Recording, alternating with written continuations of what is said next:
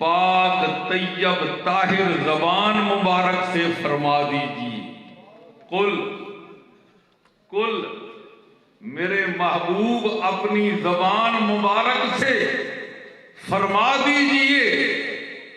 یا اللہ کیا فرماؤں؟ فرمایا حل یستوی الذین یعلمون والذین لا یعلمون،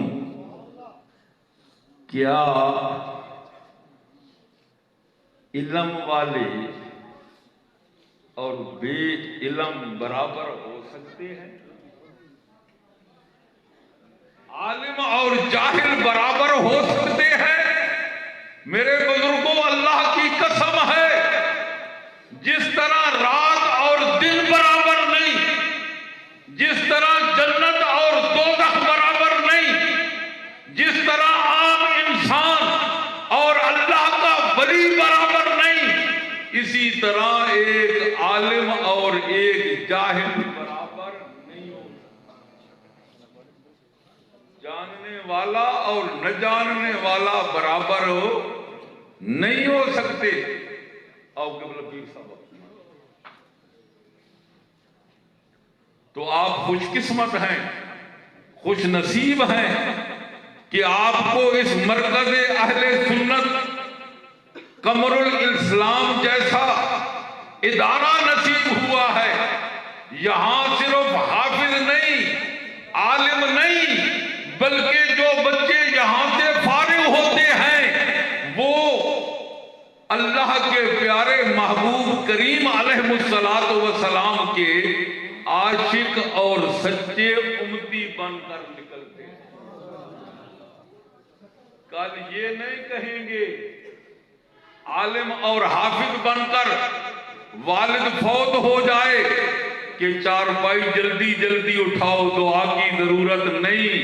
نہیں میرے بزرگوں، جہاں سے جو بچہ فارغ ہوتا ہے حافظ قرآن بنتا ہے، عالم دین بنتا ہے، خالی یہ درس آپ کو نہیں دیا جاتا اس کو، بلکہ عشق رسول کی دولت سے بھی اسے مالا مال کیا جاتا ہے۔ عشق رسول کے جام بھر بھر کے اسے پلائے جاتے ہیں۔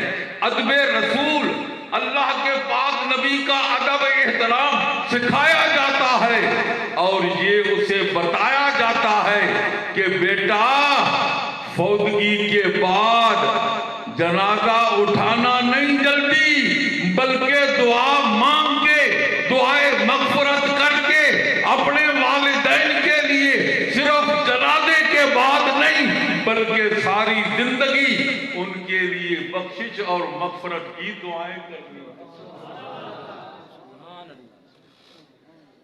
ہم دعا درود والے ہیں، ہم بارود والے نہیں ہیں، ہم دہشت گرد نہیں ہیں، ہم تو اللہ کے پاک نبی کے عاشق اور غلام ہیں۔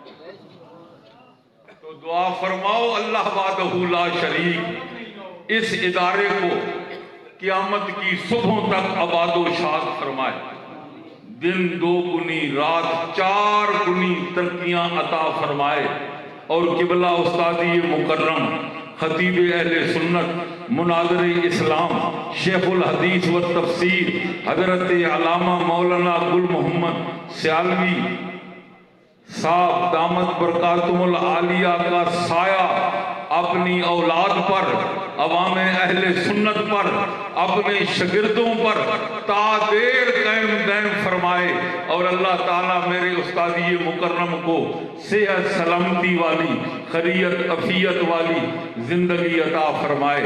آمین ثم آمین، وآخر دعوانا ان الحمدللہ۔